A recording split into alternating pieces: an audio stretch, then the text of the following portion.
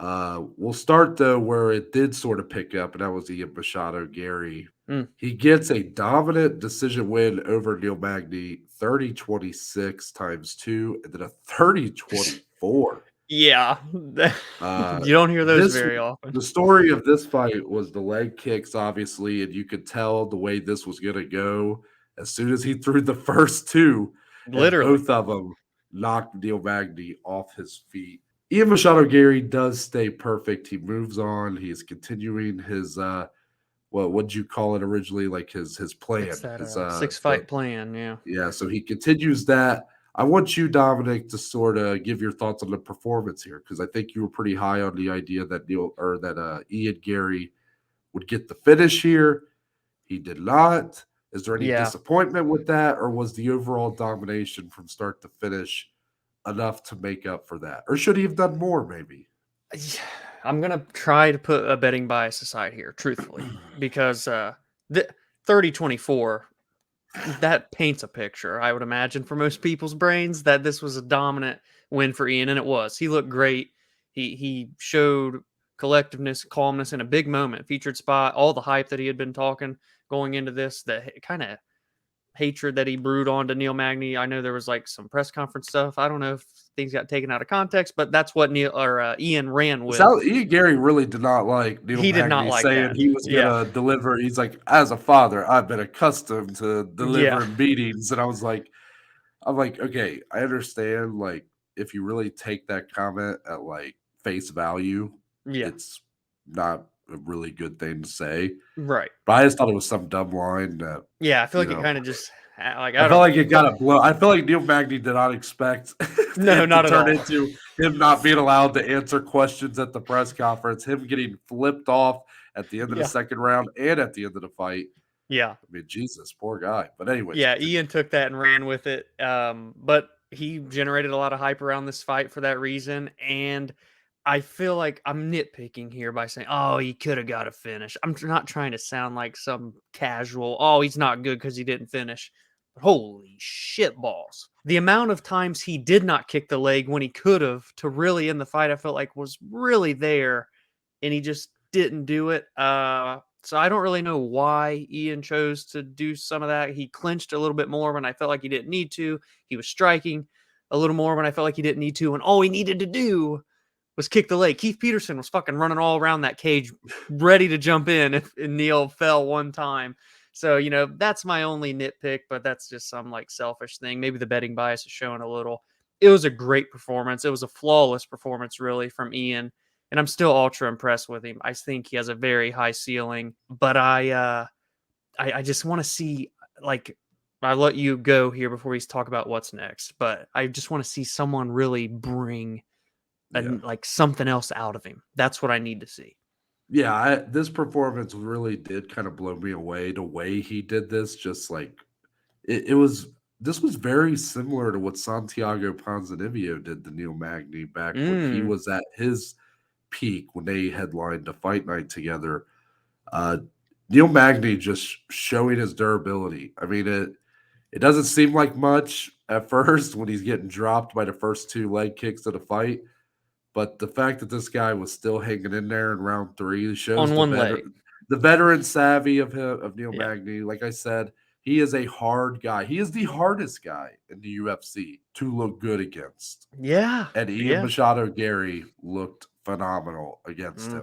I understand if you're someone who felt like, oh, a finish was due here, like you're taking this guy on short notice. Neil Magny's a lot older, maybe kind of past his prime, you know, starting to go on the downhill, whatever. I would argue that I think that might be just a little. I understand what you're saying. I'm not coming after you when I say this. To the people that thought this would be an easy finish, Oh yeah. I feel like you just didn't really know Neil, like you just didn't know enough about Neil Magny, or maybe you didn't. Yeah.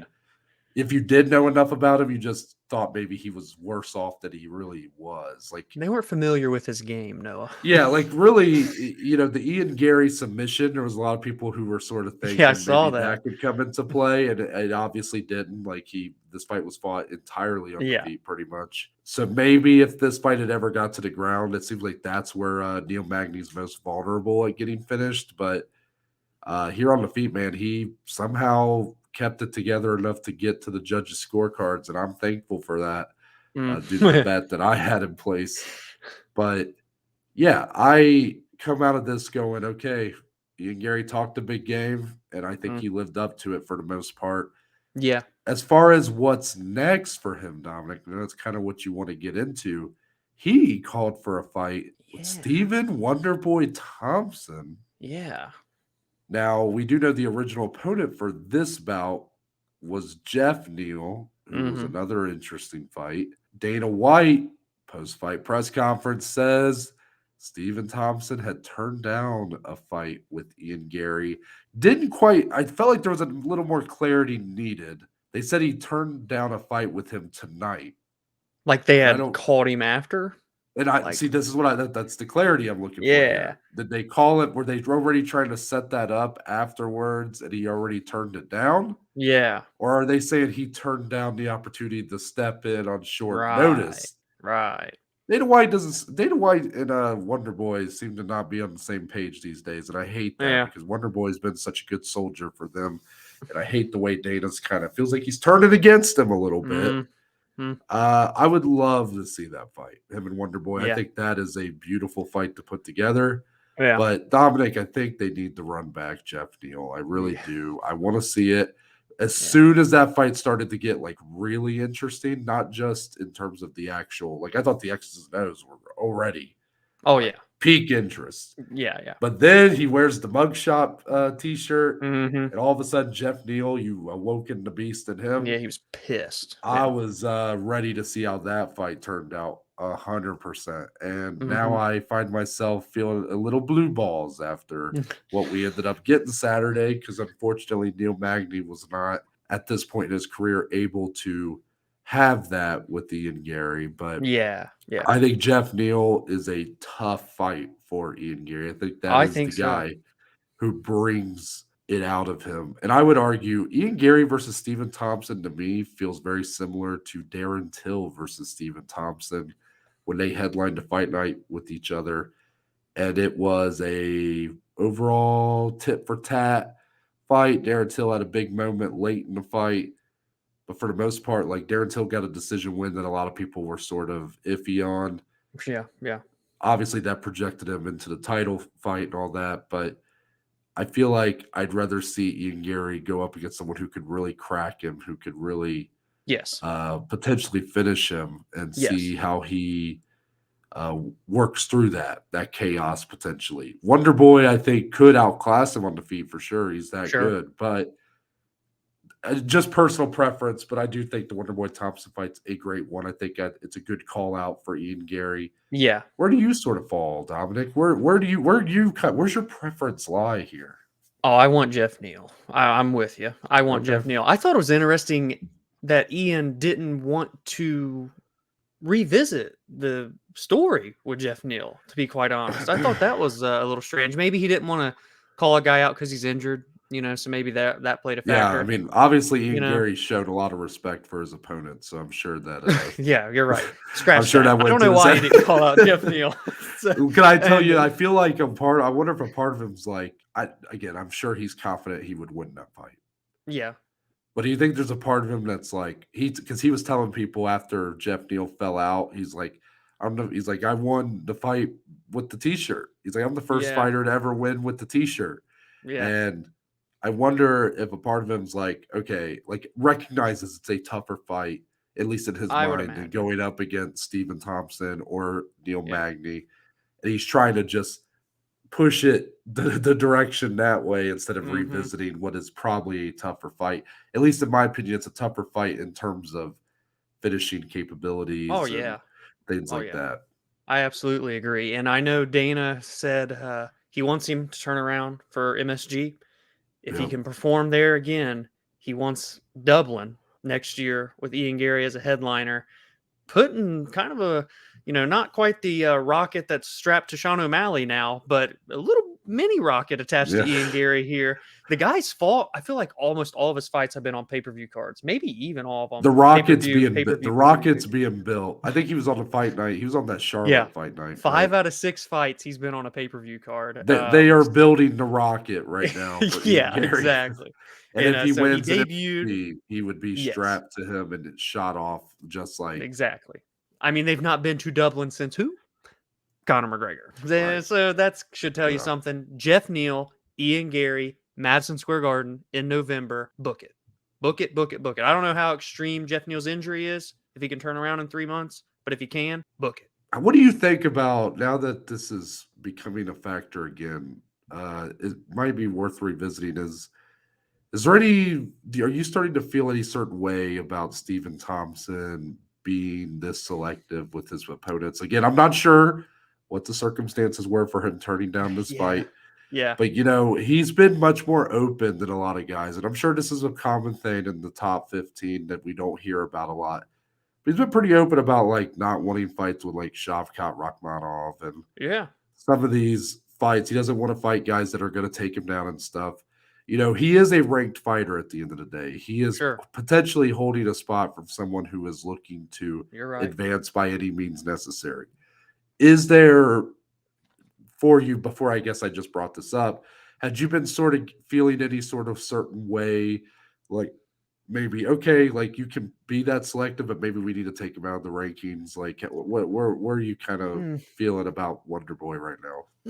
Not just from this past few weeks. I mean, I get it. Michelle missed weight. I don't blame Wonderboy for not fighting a guy that missed weight. Really, the fact that he was willing to fight Michelle Pereira should say enough, I feel like, to people that are like starting to shit talk Steven, in my opinion, because he was fighting all the way back to like number 15 or something. I think he actually got taken out of the rankings, Michelle Pereira. So, and now he's fighting at middleweight next against Marc-Andre Barriault. Now I'm ranting. So I don't like that narrative. I've seen people start to throw those whimpers out, but it's one thing to turn like that down, or if he got offered this on short notice and he turned it down, like I wouldn't blame him, because it's not only him. There's a shit ton of other fighters that also probably would turn this down. He recognizes he has one final push and he wants to try and make that happen with guys like Kamaru Usman, right? I know they're trying to maybe make that happen next. So for now, I'm cool with Stephen Wonderboy Thompson. If he just keeps saying no to all these up-and-comers, if it comes to it, that's when I think there's a problem. But right now, from what we've seen in the last month, I don't think there's cause for concern. What's weird about it, too, is I would maybe start to feel that way if not for the fact that he seems so keen on fighting Kamaru Usman, and I don't think that's some great matchup for him. That's not some striker's dream. No, not at all. He's going up against one of the best wrestlers in welterweight history. Like, how far removed are we from him fighting Gilbert Burns and Bilal Muhammad in like back-to-back fights? I mean, well, like people. I mean, he was about to fight Michelle Pereira, who, I don't know. Michelle Pereira, a very big guy. Like, I don't know how. I probably shouldn't even have brought it up, because I don't feel like I look at Michelle Pereira the way some people do. I think some people look at him and think he's like, oh, this is this huge, intimidating figure. Sure. I don't necessarily think that he fights the way that, like, he's not the one punch power. Like, it's not necessarily like that, but still, he's trying to fight a guy who's way below his name value. Yeah. And obviously he missed weight. He shouldn't be blamed for that. Yeah, like, I don't like this narrative being built. We know that people will try to deny it, but like, I don't see how the people who are like huge Dana White guys, like who defend his every move, there's still a lot of them out there, and they just love the guy and like whatever he says is gospel, right? Sure. I don't see how they can like seriously act like they're not influenced by what Dana says. Yet it seems like every time something like this narrative starts to build, it's because Dana has said something critical of that fighter in very recent memory. That's the reason I believe this is happening. Dana's not necessarily saying, like, he's not really outright being critical of Wonderboy, but he's being very blunt about the situation. Yeah. And it feels like he's not putting all the context into it. There doesn't seem to be any understanding of the fact that he's not turning down a fight, or he's not taking on a fight with a guy who's 3 pounds overweight. Yeah. Like, there doesn't seem to be any sort of understanding of that. Yeah. Any sort of like, oh, we hate that he wasn't able to perform. We understand, you're not in any place to be forced to take the fight. We're not going to pay him his full fight purse, but we're going to do this. Or, Mhm. this is a guy who's been with you a long time. He's headlined multiple cards, been a soldier, fought for the title multiple times. Yeah. You feel like if you want to keep these relationships with these guys who have done a lot for you, that's part of being a brand, right? Is trying to Mhm. keep the workforce happy. Yeah. Like, you think you would kind of do some of these gestures, and I know they probably do, but it's you don't like it when you start to see him turn on someone who's really Yeah. never had a bad thing to say about anybody. He's the nicest Literally. motherfucker. Yeah, literally, yeah. But that was a lot about Stephen Thompson right there on a Ian Garry Neil Magny fight discussion. But yeah, needless to say, Jeff Neal, let's do it. Let's run it Yes, back. please. I mean, I'll give a quick shout out. I don't know if the fight's really worth talking about. Maybe you'll disagree. Just shout out to Mon Blackshear for doing that turnaround in 7 days, tied Oh, a yeah. UFC record Yeah. after getting a twister finish, the third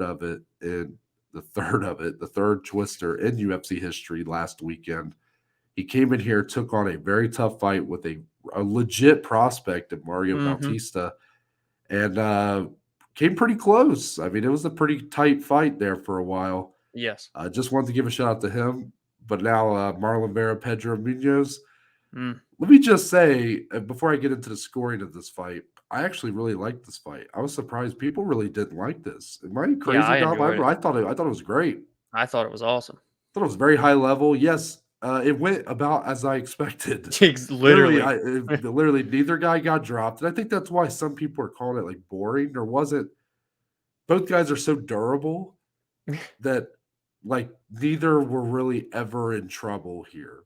Yeah. But make no mistake about it, these two were throwing Oh, at yeah. each other, Oh, yeah. and Marlon Vera started out slow, and he built his way up in rounds 2 and 3. Dominic, this was the first round 1 that Marlon Vera had won on the majority of the scorecards in about 6 years, Yeah, that's or maybe it crazy. was 4 years, maybe. And I gotta say, I disagree. I gotta say it. Mm. And this is betting bias, 100%. I had Pedro Munhoz plus 3.5 on a parlay. I thought it was one of the smartest parlay pieces I've ever had.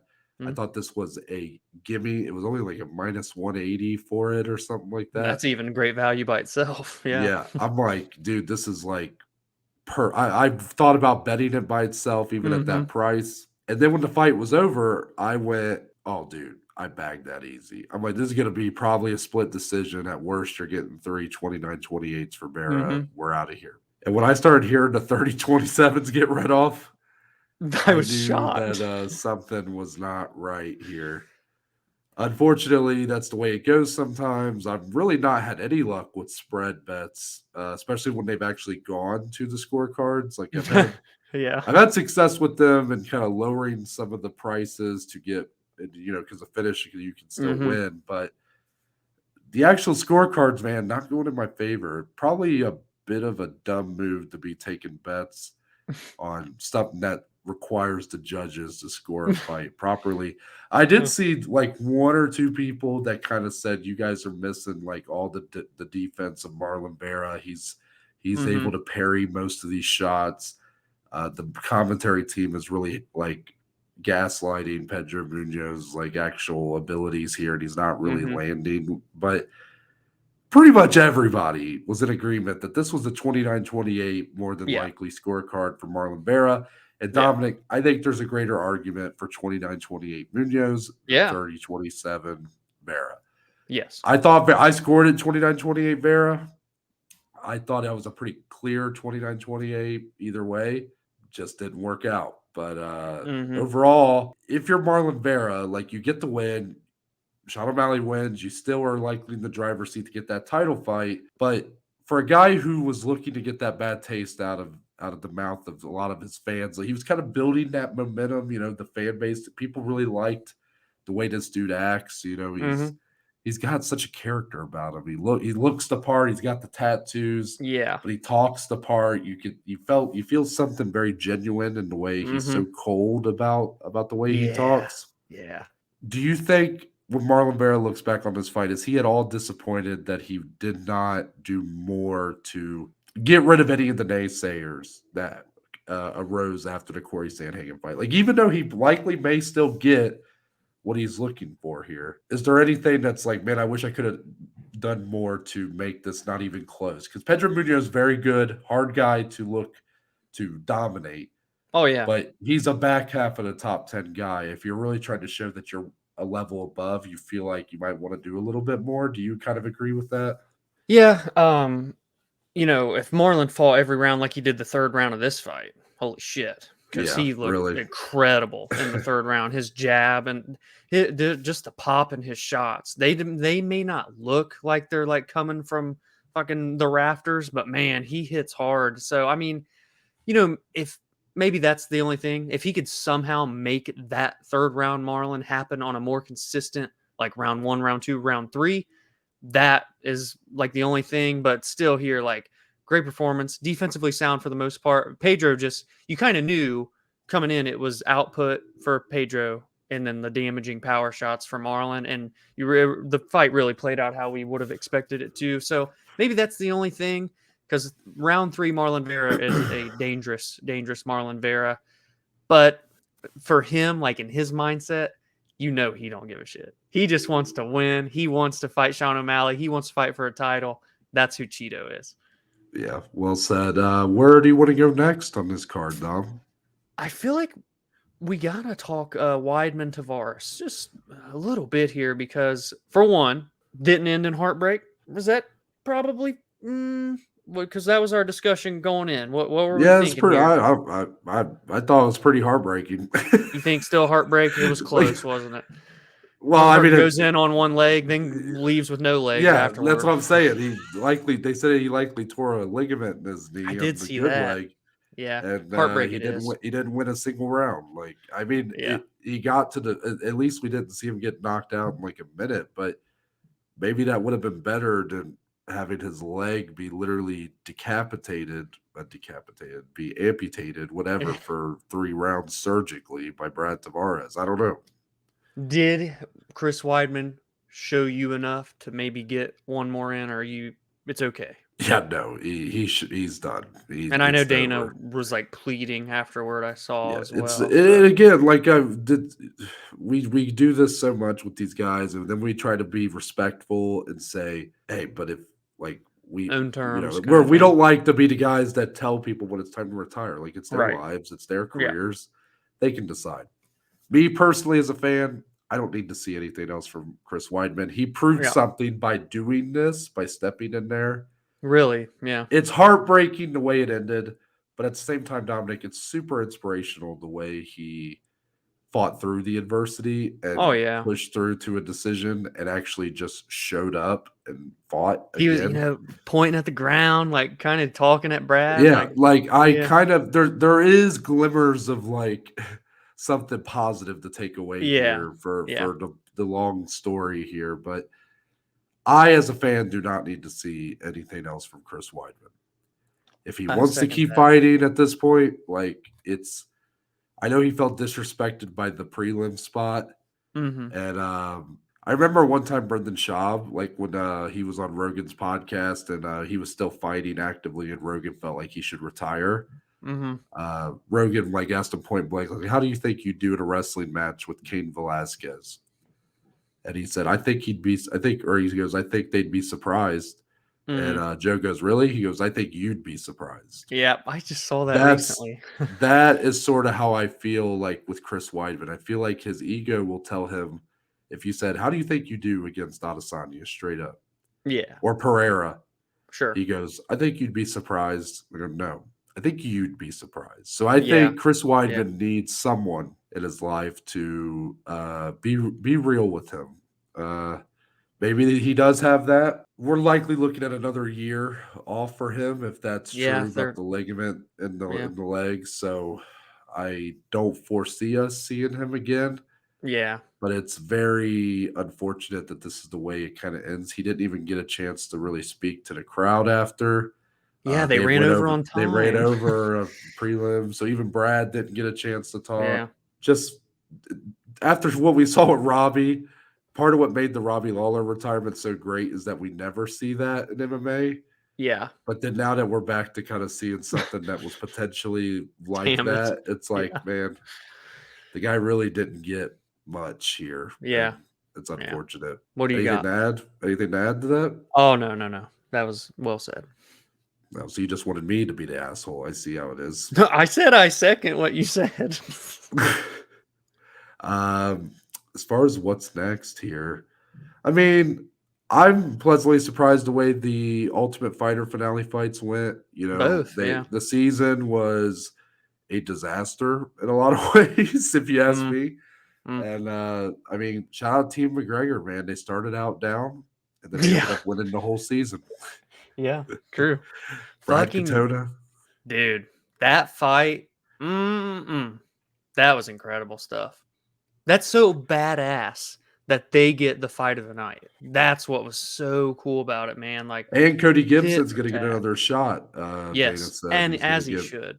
A Yeah, history Cody teacher he was. Gibson, man, he's big for bantamweight. He Like, was massive, dude. yeah, I mean, Brad Katona is a good fighter who I think a lot of people looked at as being someone who could potentially be back in the UFC probably for a while. Mm. I think we'll see a few of these guys. Like, I do think Mm-hmm. Timur Valiev, I'd like to see get another shot because I Mm. actually thought his fight with Katona was the one that was like I thought he won, but Yeah. he did not.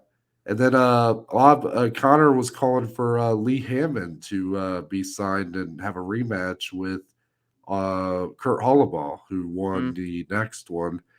And Dana said like he wasn't for sure if that's what they would do. But I think a few of these guys will get looks in the UFC again, and I think that's pretty cool. Kurt Holobaugh, I believe, had this is going to be the third time that he's been back in the UFC. So hopefully he can try to make the most of this one. You know, he did get the Sure. finish here over Austin Hubbard, which hurt my first ever released long shot parlay of the week.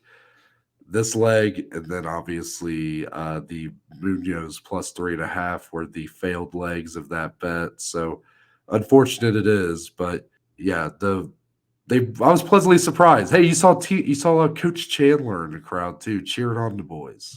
And we saw Coach Oh, no, we didn't, did we? We saw And we did not Coach get a Chandler. single update about the fight either. Not at all, no. Because it's what you didn't hear, they put a little graphic like they did with Dern, Chandler, Grant Dawson, December. It was a Yeah, quick flash on the screen, yeah. You know, I don't know who that's more disrespectful towards, Michael Chandler or Grant Dawson, that you keep doing You make a that good point. because it feels like you're kind of shitting on Grant Dawson by doing this as It well. is. The guy's Grant Dawson Magov. We've literally the only bit of information we got was Dana said 2024 is more likely for that fight. Yeah, what you want to give any shout outs to like RoboCop or Natalia Silva here? RoboCop might have had some of the most disgusting elbows I've ever seen from full mount. That was bad.